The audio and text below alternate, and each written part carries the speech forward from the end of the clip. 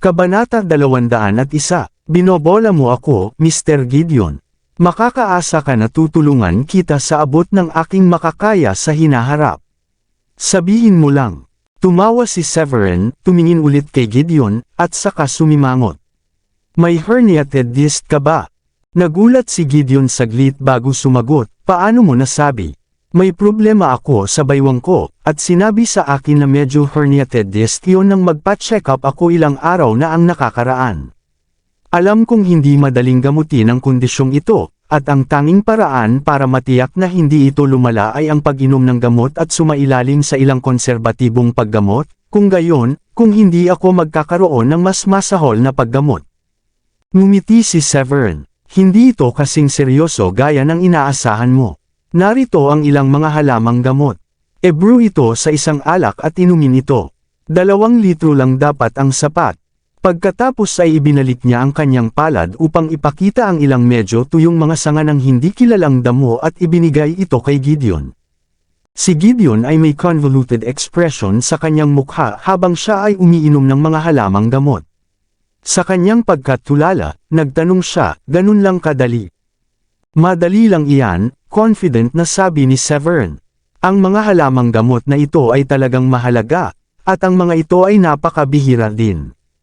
Pagkatapos sabihin iyon, tumayo na si Severin at sinabi sa dalawang lalaki, kung iyon lang, hayaan mo akong magdahilan.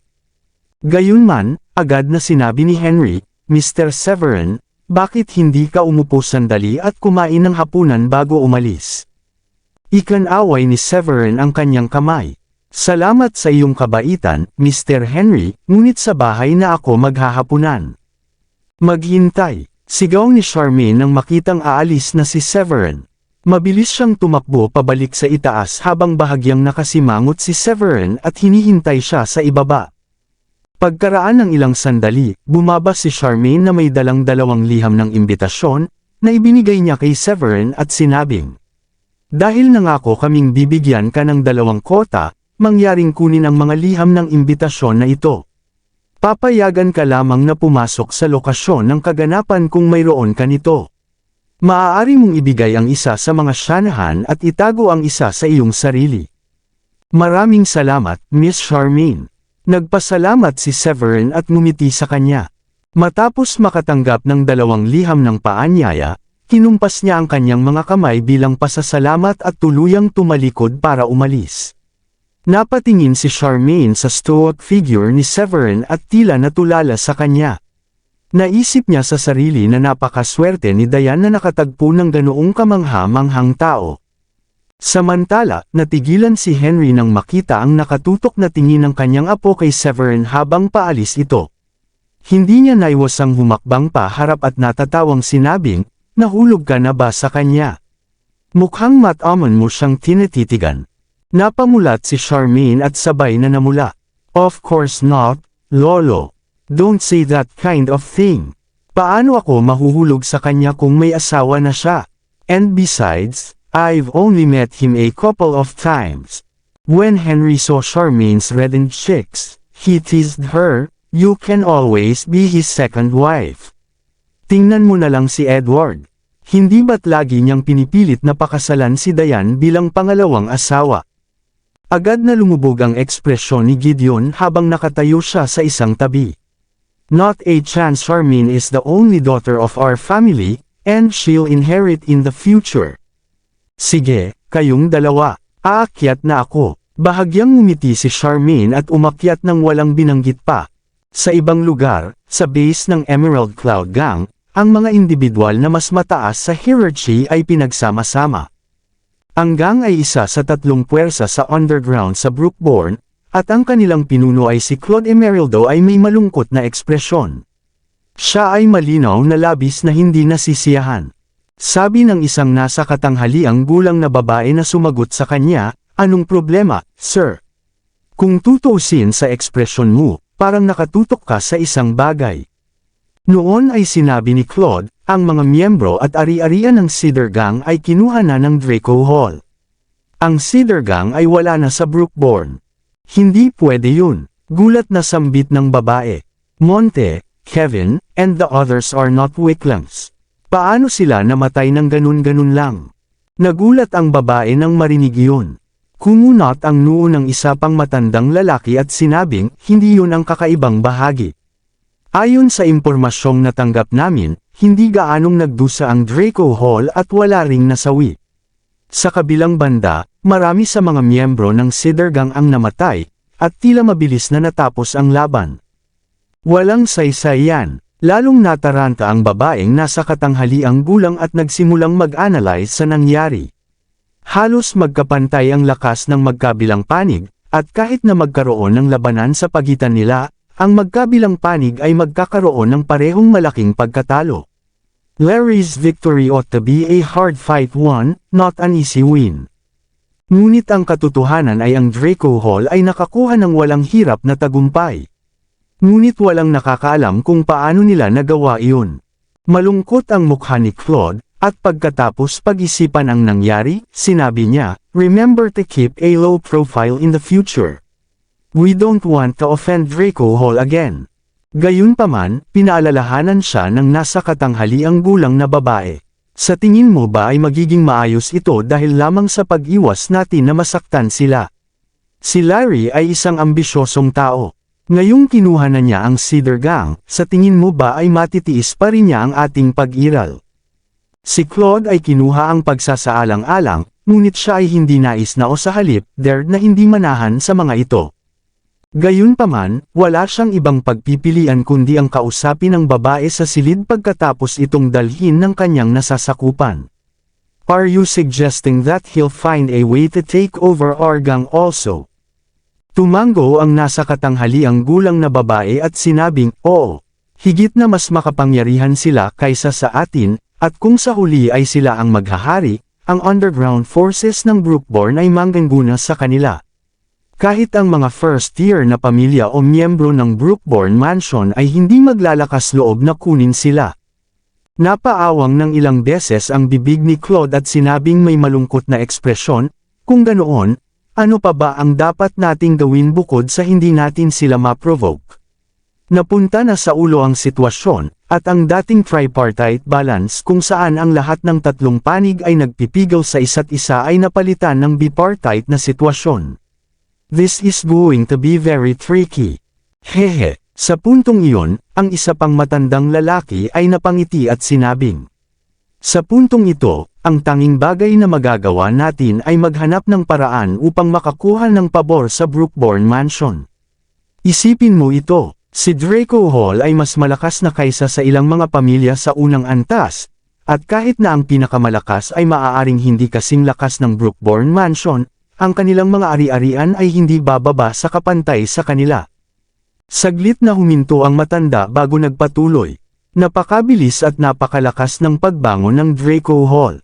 Isa na itong banta ngayon sa Brookborn Mansion. Kung magagawa nating makipagtulungan sa kanila para ibagsak ang Draco Hall, ang Brookborn Mansion ay makakapagbahagi ng ilang benepisyo sa atin. Sa oras na iyon, tayo na ang mamumuno sa underground force. Dahan-daang tumango si Claude nang marinig iyon. Mukhang maganda ang paraan mo.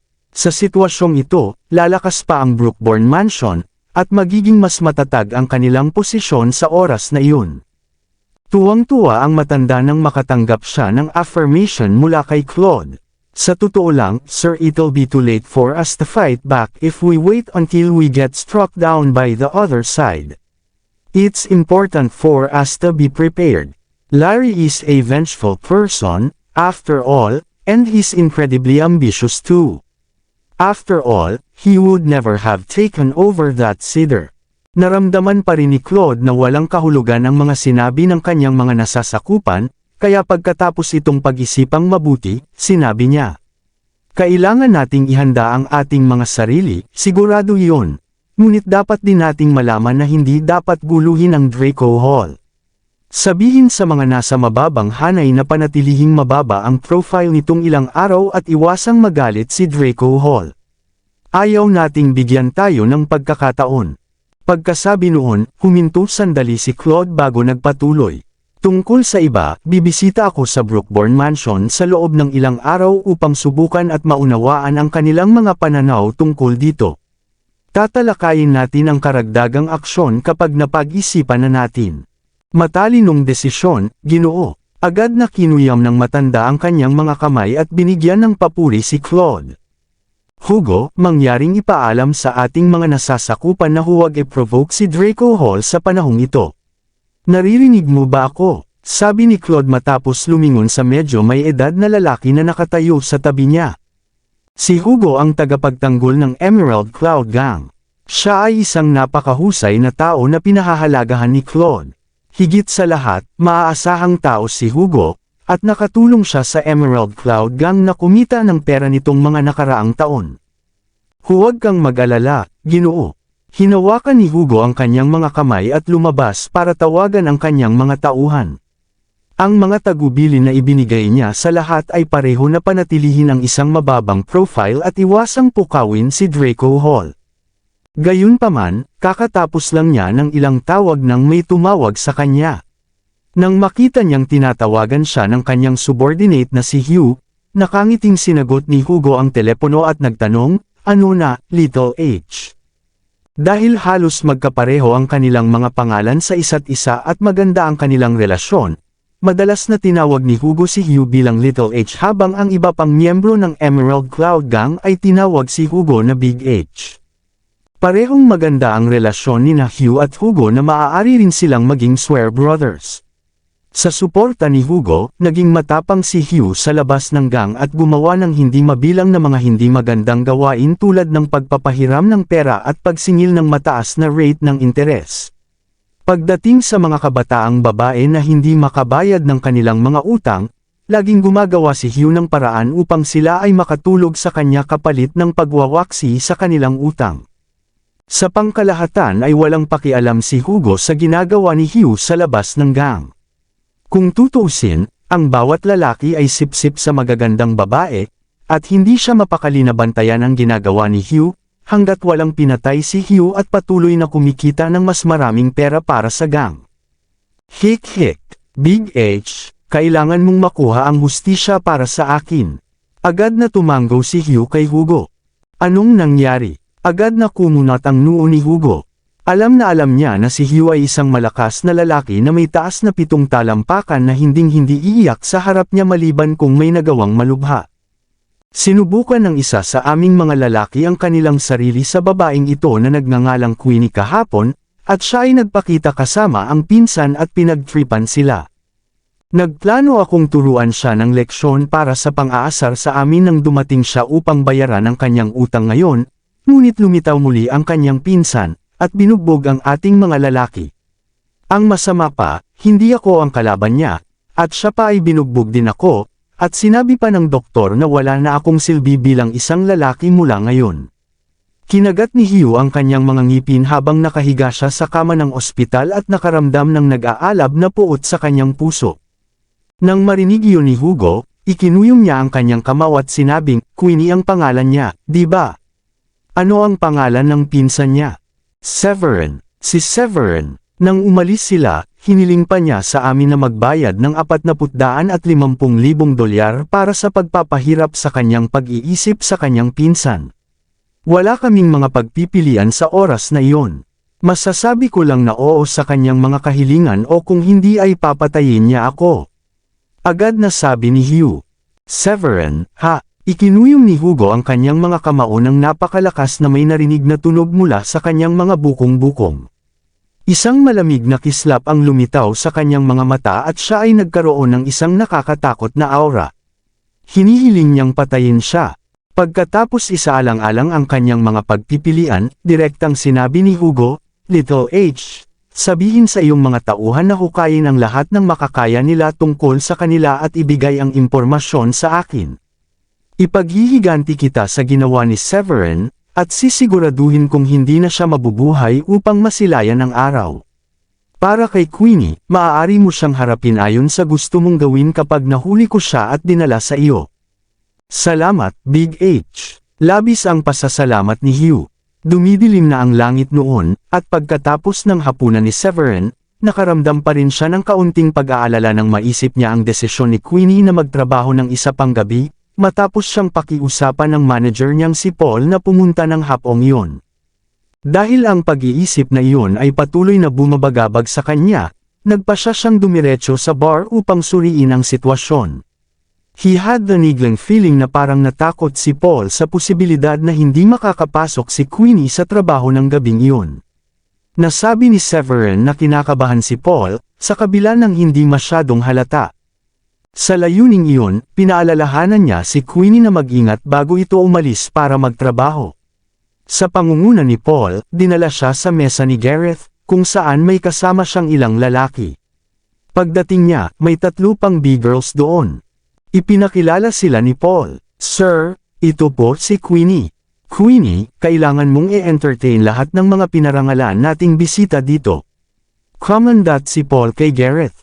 "Welcome, welcome. Queenie, right. Halika at maupo ka rito." Ngumiti ng malademonyo si Gareth at agad na gumawa ng paraan para makaupo si Queenie. Matagal nang nagsawa si Queenie sa ganoong uri ng buhay, at kung hindi niya sinigurado sa sarili na iyon na ang huling gabi niya, aalis na sana siya ng mga sandaling iyon. Isa pa, naalala niyang hindi pa niya natatanggap ang sweldong pinaghirapan niya, at dahil nangako na siya kay Paul na tutulong siya, wala siyang ibang pagpipilian kundi ang ngumiti ng may ngiti at umupo sa tabi ni Gareth. "Sige, sir, sana ay masiyahan ka sa iyong mga inumin at magkaroon ng magandang oras. I'll be excuse myself now." Ngumiti si Paul at umalis. Pagkaalis niya ay agad na kinuha ni Gareth ang bote ng alak sa tabi niya at nagsalin ng baso para kay Queenie. Tiningnan ito ni Queenie at agad na sinabing, "I can't let you pour wine for me, sir. Ako ang dapat magbuhos ng alak para sa iyo." "Haha, binobola mo ako. Karangalan ko ang magbuhos ng alak para sa isang magandang babae." Natawa si Gareth at nagsalin ng isa pang baso. "Narinig ko ang tungkol sa isang batang babae na nagngangalang Queenie na nagtatrabaho dito. Ang sabi ng mga sabi-sabi ay maganda ang kanyang katawan, kaya niyang uminom ng alak, at maganda rin ang boses. Natutuwa akong sa wakas ay nakilala na rin kita ng personal. Thanks for your compliment. Let's have a toast, Mr. Gareth." Napangiti si Queenie at agad na itinaas sa kanya ang isang baso. Gayunpaman, hindi niya inaasahan na ipapatong nito ang kamay nito sa kanyang kondongan pagkatapos lamang ng isang inumin. "Don't worry, Queenie. Makakakuha ka ng malaking tip basta mapasaya mo ako ngayong gabi." Natigilan si Queenie sa ginawa niya. She smiled awkwardly bago inalis ang kamay nito sa kanya at sinabing, "Nandito lang ako para uminom kasama ka, and I promise to let you enjoy yourself. I can't keep your company for longer though if that's what you want." Kabanata 205. Gayunpaman, tumango lang si Gareth. "Shame. I don't like those warnen at all. My type is a good girl like yourself." Huminto muna siya bago nagpatuloy. "Pangalanan ang iyong presyo. Magkano ang kailangan kong bayaran bago ka sumama sa akin ngayong gabi?" Naghanda na si Gareth para sa dalawang magkaibang resulta. It would be for the best kung willing si Queenie na tumanggap ng pera kapalit ng pagtulog sa kanya, pero kung sakaling mabigo ang planong iyon, at para magkatotoo, wala siyang pag-aalinlangan sa pagbibigay sa kanya ng spike wine na alak ayon sa orihinal na plano. Ang bote ng alak na inihanda ng maaga ay nabuksan na at inilagay sa isa sa gilid, ngunit hindi pa ito naibuhos sa isang baso. Naghintay si Gareth hanggang sa dumating si Queenie at ang tamang oras para bigyan siya ng inumin. Nang marinig iyon ni Queenie, ngumiti siya ng alanganin at sinabing, "Oh, Mr. Gareth, bakit kailangan mong pag-isipan yan? Ang ilan sa mga babae dito ay sobrang ganda, na mas maganda pa sa akin. Dapat hanapin mo sila. Isa lang akong blonde na bimbo na hindi nakakaintindi ng kahit ano." "Haha. As if maniniwala ako dun." Tumawa si Gareth at muling ipinatong ang kamay sa kondongan ni Queenie. Awkward na ngumiti si Queenie at inalis ang kamay sa kanya bago binuhusan siya ng isang baso ng alak at pinunan ang sarili niyang baso. Pagkatapos ay itinaas niya ito at sinabing, "Uminom ulit tayo." Ang solusyon niya para harapin ang gayong mga pervert ay ang uminom ng higit pa sa kanila. Ang ilan sa kanila ay manliligaw pagkatapos ng ilang inumin, habang ang iba naman ay nahimite sa mismong lugar. Kapag nangyari iyon, maaari na lamang niyang pahigain ang mga ito at matapos na sila. Dahil nahasa na niya ang kanyang pagtitiis sa alak, ito ang kanyang sinubukang panlilinlang upang mahawakan ang anumang liquors.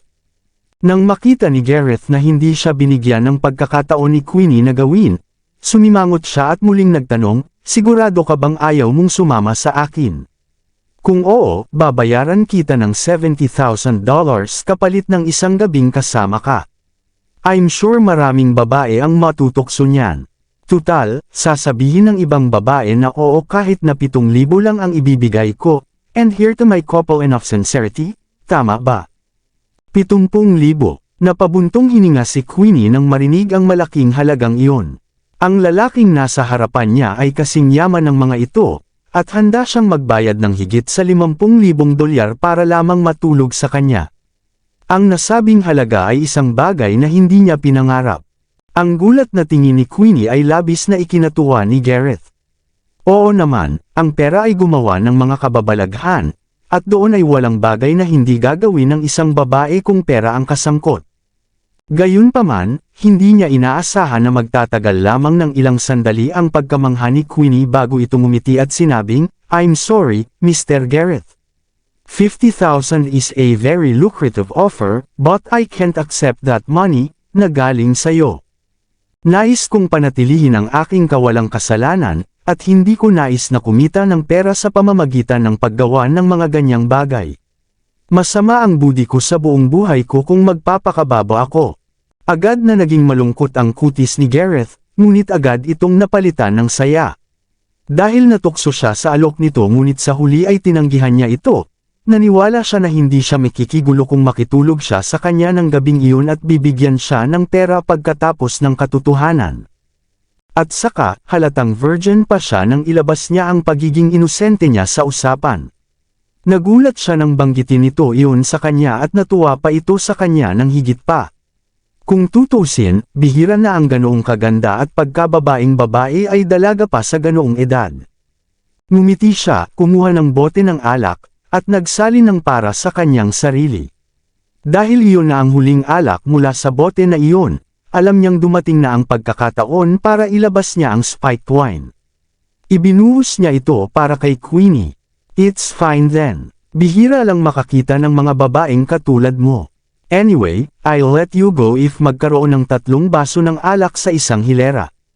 Kung hindi mo kaya, isasama kita kahit anong sabihin mo." "Ikaw, salamat sa pag-unawa, Gareth. I feel bad that I couldn't give you what you want, so I will just have those 3 glass in a row." Gumaan ang pakiramdam ni Queenie kahit na pinarusahan siyang uminom ng 3 baso ng alak. At least, hindi na siya guguluhin ng nakakainis na lalaki kapag naalis na niya ito. Sa sandaling tapos na siya sa kanya, maaari na siyang umalis kasama ang kanyang sweldo. Kung tungkol sa kung ano ang hinaharap para sa kanya, isang bagay ang tiyak, hindi na siya muling magtatrabaho sa ganoong uri ng lugar. Dinampot ni Queenie ang kanyang baso ng alak at ininom ito sa isang lagok. Pagkatapos ay pinunan muli ito ni Gareth para sa kanya, at sa loob ng ilang minuto, nainom na niya ang lahat ng 3 baso ng alak. Nagkunwari pa si Gareth na kumukuha ng sarili niyang baso ng alak at nakipag-clink sa kanya ng mga baso ng nasa pangatlong baso na niya. "Maaari mong inumin ang iyong alak, Queenie. At sa sobrang sarap din. Sa totoo lang, gusto ko ang mga mapagpasyang tao tulad mo." Nag-thumbs up si Gareth kay Queenie. "Masyado kang mabait. Ang aming trabaho ay panatilihin kang kasama at paligayahin ka. Natapos lang sana natin ang ating tungkulin kung ang ating mga bisita ay nagsaya, hindi ba?" Ngumiti si Queenie at binuhusan din siya ng alak. Gayunpaman, hindi ininom ni Gareth ang alak na ibinuhos niya at sa halip ay ipinatong ang kamay nito sa hita niya. "Tama ka. Ang pagsama sa mga bisita at pagpapasaya sa kanila ay iyong trabaho, ngunit paano ako magiging masaya kung hindi ka sa akin gugugol ng isang magandang gabi? Anong ginagawa mo, Mr. Gareth? Please behave." Nagulat si Queenie at agad na pumunta para itulak ang kamay niya. Nagsisimula na rin siyang makaramdam ng kaba. Gayunpaman, hindi siya binigyan ni Gareth ng pagkakataong itulak ang kanyang kamay ng kasing dali ng dati. Mahigpit niya itong inilagay sa kondanga niya. Behave. Hehe, masyado kang mataas ang tingin mo sa sarili mo. Karamihan sa mga B-girls ay hindi inosente, so stop trying to pretend like you. I promise I'll give you money. I'm not the kind of man who take things without giving anything in return. Agad namang kumundat si Gareth sa mga katabi niya. I just remembered I have something urgent to attend to. Have fun, Gareth. We'll be going off now. Oh yeah, may iba pa akong mapupuntahan. Okay, time to go, fellas. Halika na. Lumabas ang lahat ng lalaki, at maging ang dalawang B-girl ay binigyan ng simpatikong tingin si Queenie bago sumunod na sila rin. Masama ang pakiramdam ni Queenie at natigilan sandali. Nararamdaman niyang lalong uminit ang kanyang katawan. Agad siyang tumayo at naghanda para umalis, ngunit nanlambot ang kanyang mga binti at muli siyang napaupo.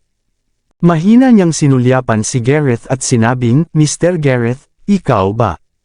Haha, bingo, huwag ka nang magtaka. Ang ginawa ko lang ay magdagdag ng mga karagdagang sangkap sa 3 baso ng alak na ininom mo kanina. Haha, humalaklak si Gareth. Nang makita niyang lumabas na ang mga kasama niya at isinara ang pinto ay agad siyang tumayo at hinubad ang butones ng sando. Palagi kong nakukuha ang babaeng gusto ko. Maging mabuting babae at gawin ang sinasabi ko, sabi niya, pagkatapos ay sinuntok siya kaagad. Bitawan mo ako, bastard ka. Ang takot sa puso ni Queenie ay umabot na sa sukdulan nito, at siya ay labis na natakot na ang tanging iniisip niya ay lumaban. Noon niya naalala ang paalala ni Severin sa kanya, at agad siyang nalungkot. Mas gugustuhin niyang talikuran ang sweldo kung alam niya nang mas maaga na ang mga bagay ay pupunta sa timog. Bukod dito, hindi niya inaasahan na pagtataksilan siya ni Paul sa kabila ng pag-aalaga sa kanya noon. Haha! Stop struggling, pwede ba? It's useless. You're mine for the night. Tumawa ng malakas si Gareth na may pagnanasa sa mga mata. Ah, tulong. Bitawan mo ako. Nahirapan si Queenie at natakot siya. Ang kanyang panghihinayang ay nagsimulang tumindi, at nadama niya na hindi na siya dapat pumasok sa trabaho ng gabing iyon. Sa sandaling iyon, gayunpaman, ang pinto ay bumukas at isang lalaki ang pumasok mula sa labas. Anong tanga? I thought I told you guys to stand guard sa labas. Ganito ba ang ginagawa mo sa trabaho mo? Gareth stood up and cursed when he heard someone barhead in and interrupt him. Nang lumingon siya, natuklasan niya na ang kanyang mga kaibigan ay umaangal sa sakit habang nakahiga sila sa lupa malapit sa pintuan. Dumampot ng bote ng alak ang lalaking pumasok at binasag iyon sa kanyang ulo. Basagin. Ah! Napatikip ng ulo si Gareth sa sakit at napaupo sa sofa habang sinasabi kay Severin, anak ka ng tinapa. Kilala mo ba kung sino ako? Ha? Kilala mo ba kung sino ang binabasagan mo ng bote? Hoy, fellas, kunin mo siya. Severin, nataranta namang bumangon si Queenie at ipinihit ang kwelyo niya nang makitang tinulungan siya ni Severin. Paano mo ako nahanap? I'm so happy you came. If you didn't, Napatingin si Queenie kay Severin. Siya ay naagrabyado, at hindi niya napigil ang ihagis ang sarili sa mga bisig ni Severin bago iiyak ang kanyang puso. Sa kasamaang palad, isang bagay ang nakalimutan ni Queenie, ang epekto ng spiked wine na ininom niya kanina ay unti-unting pumapasok, at mas lumalakas ang pakiramdam sa kanyang katawan. Nang ihilig niya ang kanyang ulo sa dibdib ni Severin, lalo pang nag-init ang mukha niya sa paghinga nito. Sabay-sabay siyang itinulak ni Severin palayo, at isang mahinang kinang ang kumislap sa kanyang mga daliri habang mabilis niyang tinapik ang ilang mga pressure point sa katawan ni Queenie. Magiging okay ka, magpahinga ka muna sa sofa. Nalalaya ni Severin si Queenie sa sofa para makaupo ito. Ang pagharap sa mga epekto ng spiked wine ay hindi magiging madali para sa isang himalang doktor na tulad niya, at naalis na niya ito para kay Queenie. Blarg! Samuka si Queenie ilang segundo pagkatapos niyang maupo, na medyo naguluhan dahil hindi na siya dapat samuka pagkatapos lamang uminom ng ilang baso. Gayunpaman, ang kanyang katawan ay tila na-relax ng husto pagkatapos niyang samuka, at siya ay naging mas matino din. Habang sinusulyapan niya si Severin, nakaramdam siya ng kaunting hiya sa sarili dahil sa lahat ng mga kalapastangan ng iyon kanina. Hindi naman talaga sila magpinsan ni Severin dahil kinupkup siya ng mga Waller, pero lumaki silang dalawa na magkasama at ang relasyon nila noon pa man ay magkapatid. Kaya naman, nang maalala niya ang lahat ng masasamang iniisip niya kanina, nakaramdam siya ng hiya at nagkaroon ng gana na sampalan ang sarili. Si Gareth ay nagkaroon ng panicked expression pagkatapos tumakbo sa pinto, at ang kanyang ulo ay nasugatan pagkatapos si Severin ay binagsak na ang isang bote sa ibabaw nito. Sa gitna ng kanyang paghingi ng tulong, inakay na ni Paul ang ilan sa mga tulisan ng bar sa silid. Sa wakas, gumaan ang pakiramdam niya nang makitang dinala ni Paul ang mahigit 20 tao. Diretso niyang itinuro si Severin na nakatayo sa loob at sinabing, "What's the deal, Paul? Sino yung batang yun?" Siya ay may ilang lakas ng loob na pumunta sa iyong bar para manggulo. Siya ang humihingi nito. Tingnan mo, binasag pa niya ang isang bote sa ulo ko at umagos ang dugo. Gusto kong patayin mo siya. Gawin mo. Huwag kang mag-alala, Mr. Gareth. Ang mga mangangahas na manggulo sa aming bar ay magkakaroon ng darating para sa kanila. Tinapik ni Paul ang kanyang dibdib at tiniyak kay Gareth. Pagkatapos, ang mga nakatato na lalaki na ang buhok ay tinina sa iba't ibang kulay ay pumasok gamit ang mga bakal na tubo at nagsimulang palibutan si Severin. Sumulyap si Queenie at nagsimulang makaramdam ng kaunting pag-aalala para kay Severin kahit alam niyang mayroon itong kamangha-manghang mga kasanayan. Gayunpaman, mas alam niya kaysa sa sinuman na walang magagawa para maayos ang mga bagay-bagay. Kung tutusin, nakaramdam siya ng pagsabog ng kagalakan sa kanyang puso nang basagin ni Severin ang bote ng alak sa ulo ni Gareth. Walang pakialam na sinulyapan lang ni Severin ang mga tulisan bago tuluyang sinabing may pang-aalipusta, "Medyo marami kayo, ngunit hindi kayo mananalo laban sa akin." "Matapang ka, bata." Ngumisi si Paul at sinabing, "Alam mo ba kung kaninong lugar ka ngayon? Sa palagay ko ay walang silbi ang pagsasabi sa iyo. Hindi ka karapat-dapat na malaman ang impormasyong iyon." Pagkasabi niya noon ay nag-wave na siya ng kamay. Patayin siya. Sisingilan. Mahigit 20 sa mga thug na iyon ang sumugod kay Severin mula sa lahat ng direksyon, ngunit sinipa niya sila ng isa-isa, at pagkatapos ng isa pa at lahat sila ay bumagsak sa lupa sa loob ng ilang segundo. Bam, bam, bam. Walang sinuman sa kanila ang makatayo, at ang iba sa kanila ay nagsusuka ng dugo habang ang iba ay nakahawak sa kanilang mga dibdib at pilit na tumangala. Paano? Natigilan si Paul at inisip kung guni-guni ba iyon. Bagamat medyo maraming mga taong minsang nagdulot ng gulo sa kanyang establishmento, ang mga manggugulo na iyon ay may mga paanan na sira kung sila ay sinuwerte at pinatay kung sila ay hindi pinalad. Gayunpaman, ito ang unang pagkakataon na nakita niya ang mga mesa na nakabukas sa kanila. Napatingin si Severin kay Queenie na halatang masama pa rin ang pakiramdam. Malamang ay hindi pa siya nakakabawi ng lakas, at sa paghusga sa kanyang kalagayan, malamang natatagal ng 10 minuto bago siya makalakad ng mag-isa. Walang sabi-sabi na kaya niyang ihatid siya kung sakaling mangyari iyon, ngunit pinsan niya ito, at siya itong may asawa. Ang pagdadala sa kanya ay maaaring ituring na isang intimate act, at ito ay pinakamahusay na iwasan. Kaya naman, sinadya niyang maghintay hanggang gumaling ito bago umalis doon. Karapat-dapat ba akong malaman kung sino ang iyong tagapagtaguyod ngayon? Dahil walang magawa si Severin sa sandaling ito, tahimik siyang umupo sa sofa at kumuha ng sigarilyo para magsimulang manigarilyo. Ang bar na ito ay pag-aari ng Emerald Cloud Gang. Kilala mo ba kung sino sila? I bet you're on the verge of wetting your pants after hearing their name. They're one of the 3 big gangs in Brookborn who rule the underground. Bahagyang itinaas ni Paul ang kanyang ulo, pinisil ang kanyang ilong, at nagsalita sa napaka-arroganty na tono. Malamang na nagkaroon siya ng higit na kumpiyansa matapos maalala na ang bar ay pag-aari ng Emerald Cloud Gang. Hehe, isa sa 3 malalaking gang. Malamig nang umisi si Severin. Halata na hindi nila alam na kinuha ni Draco Hall ang Cedar Gang. Kung alam nila, malamang na hindi nila sasabihin ang isang bagay na tulad nito. So, Natatakot ka na ba ngayon? Kung oo, mas mabuting humingi ka ng tawad at umalis ka na rito. Nako, at dapat ka rin magpatira pa sa harap ni Mr. Gareth, kung hindi, baka hindi ka niya bibitawan ng ganoon kadali. Pagmamalaki ni Paul dahil akala niya matatakot si Severin. Eksakto, gusto kong magpatira pa ka, at isasama ko rin ang pinsan mo. Wala pa ring pakialam si Gareth sa sitwasyon at mayabang ding nagsalita. Talaga, halika dito at magpatira pa. May 10 minuto ka lang, dahil aalis na ako kapag natapos na ang 10 minutong iyon. Malamig na ngumiti si Severin at muling sinabi kay Gareth, pumunta ka rito.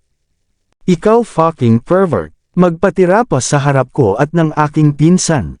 Bastard ka, how dare you demand me to prostrate myself? Sa tingin mo kaya mo bang tiisin ang kahihinatnan niyan? Anak ako ng Fenlands, at ang Fenlands ay isang third-tier upper-class family. Iyon ang unang pagkakataong makatagpo ni Gareth ang isang crackpot na tulad ni Severin na hindi napigilan ng lahat sa kabila ng sinabi kung sino ang may-ari ng bar. Pagkatapos ng lahat, isang third-tier na pamilya tulad ng Fenlands ay hindi dapat ma-provoke. What more a force like the Emerald Cloud Gang? Maraming salamat sa lahat ng sumusubaybay. Please subscribe and follow my YouTube and Facebook channel, Filipino Novel. Maraming salamat po. Hindi mapakali si Severin sa tirada ni Gareth. Kumuha siya ng kalapit na bote ng alak at inihagis sa binti ni Gareth. Ang bote ng alak ay nabasag sa maliliit na piraso, at si Gareth ay lumuhad sa paghihirap nang dumating ang nakakapanghinang sakit. Bam! Iyon ang unang pagkakataon na dumanas ng ganitong kahihiyan si Gareth at napaungol siya sa sakit. Nang makalapat na ang kanyang mga tuhod sa lupa, iniangat niya ang kanyang ulo at tinitigan si Severin ng masama. Bastard ka, hindi ko ba sinabi sa iyo na ako ay mula sa Fenlands? Subukan mong mag-isip bago ka kumilos ha. Gusto mo bang patayin ang sarili mo? Casual na inabot ni Severin ang isa pang bote ng alak at itinaas ito sa ere. No, don't smash another bottle at me. We can talk nicely, right? I know my mistake now. I'll kowtow to you. Takot na sambit ni Gareth nang makitang gusto siyang batuhin ni Severin ng isa pang bote.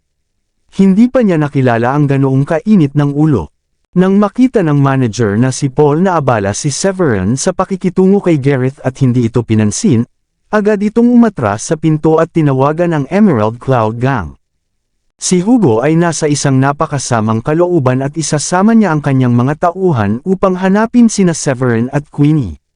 Sa sandaling sinabihan siya na may nanggugulo sa bar, personal niyang dinala ang higit sa 30 tao ng Emerald Cloud Gang. Tiningnan ni Severin ang oras at muling nilingon si Queenie. Ang kanyang kutis ay nag-improve na ng kaunti, kaya't sinabi niya sa kanya, mas mabuti na ba ang pakiramdam mo ngayon? Kaya mo bang maglakad sa iyong sarili? Tumayo si Queenie, at hindi siya nahirapang maglakad ng mag-isa kahit na pakiramdam niya ay nanghihina siya kaysa karaniwan. Wow, Severin, nakakalakad na ako, at pati ang epekto ng gamot na iyon na binigay niya sa akin kanina ay mayroon na naubos. Masyado kang kamangha-mangha. Laking gulat niya at lalong sumaludo kay Severin sa kanyang puso. Haha, alis na tayo. Napangiti si Severin. Aalis ka. Saan sa tingin mo pupunta kayong dalawa? Buong pagmamalaking pumasok si Paul sa sandaling iyon, at sa likod niya ay si Hugo, na dumating kasama ang hindi mabilang na matitigas na lalaki. Ang lahat ng mga tauhan ni Hugo ay partikular na mabangis ang hitsura, at malinaw na pinutol nila ang mga thug na iyon mula noon. Lahat ng iba ay lumabas. Inis na utos ni Hugo nang tingnan niya ang lahat ng walang kwentang lalaking iyon sa lupa. Nang marinig ng mga masasamang iyon ang kanyang utos, sila ay natakot kaya't sila ay nilalamig ng pawis at tiniis ang sakit nang bumangon sila at nagmamadaling umalis. Hugo, nakayuko pa rin si Gareth sa lupa, at nakaramdam siya ng labis na kagalakan nang lumingon siya at napagtanto na sa wakas ay hindi na niya kailangan pang yumuko kay Severin. Halos 10 minuto na siyang nakayuko at malapit nang bumagsak dahil sa pagod. Si Gareth ay anak ng mga Fenlands, at si Hugo ay tila may naisip na ekspresyon sa kanyang mukha nang makita niya ang kahabag-habag na kalagayan ni Gareth. Sinabi niya kay Gareth, "Ikinalulungkot ko na nangyari ito sa iyo sa aming lugar. Dapat kang lumabas at magpahinga, o mas mabuti pa, pumunta ka sa ospital. Iwanan ang lahat ng iba pa dito upang maayos namin." Sa hindi inaasahan, hindi pa rin sumuko si Gareth. "Hindi naman ganoon kalubha ang injury ko, Hugo. Dapat isama ko yung babaeng yun, si Queenie. Hindi ako Fenland kung hindi ako makitulog sa kanya ngayong gabi." "Sinabi mo bang Queenie ang pangalan niya?" Ang taong hinahanap ni Hugo ay walang iba kundi si Queenie, at hindi niya inaasahan na ang big girl na pinag-uusapan ay siya pala ang hinahanap niya. Pagkatapos niyang magsalita ay tumingin siya kay Severin. "At dapat ikaw si Severin, yung bumugbog kay Hugh." Nagkibit balikat si Severin at mahinahong sinabi, "Nagulat ako na alam mo kung sino ako. Hulaan ko, dahan-dahan akong gumagawa ng pangalan para sa sarili ko."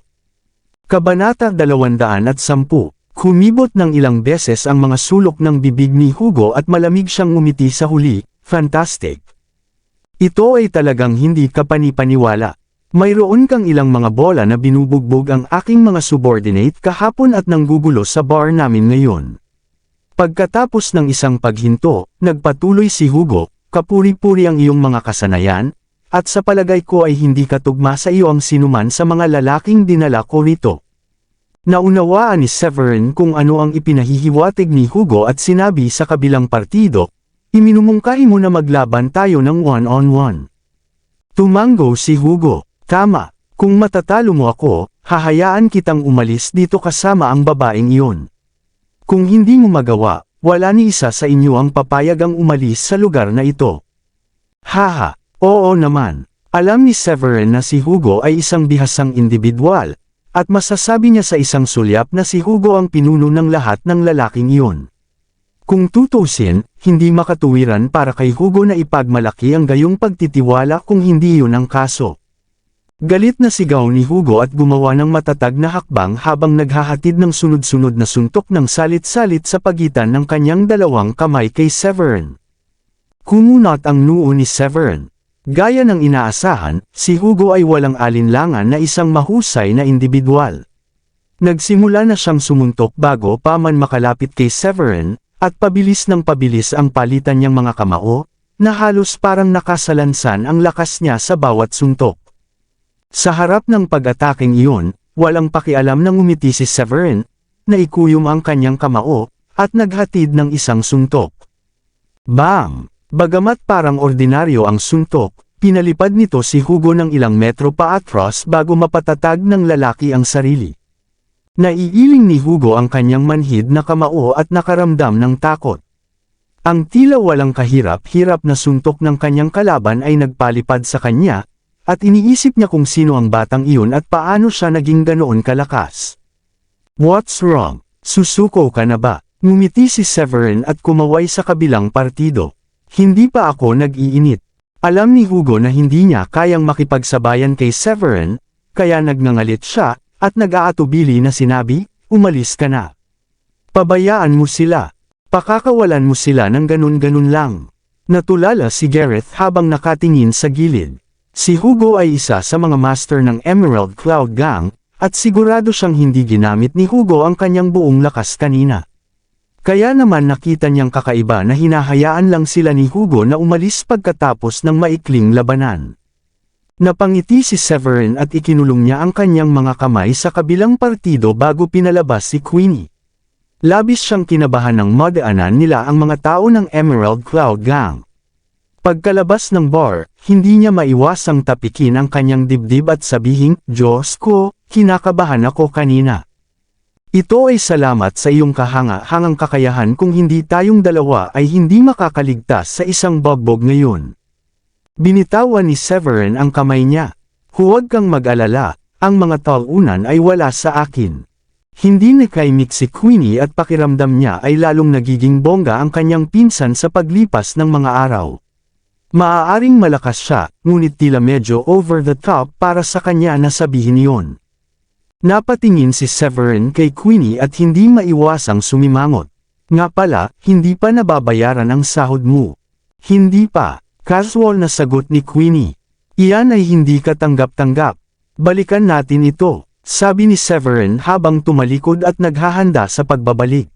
Hinarang agad siya ni Queenie at sinabing, kalimutan mo na yan.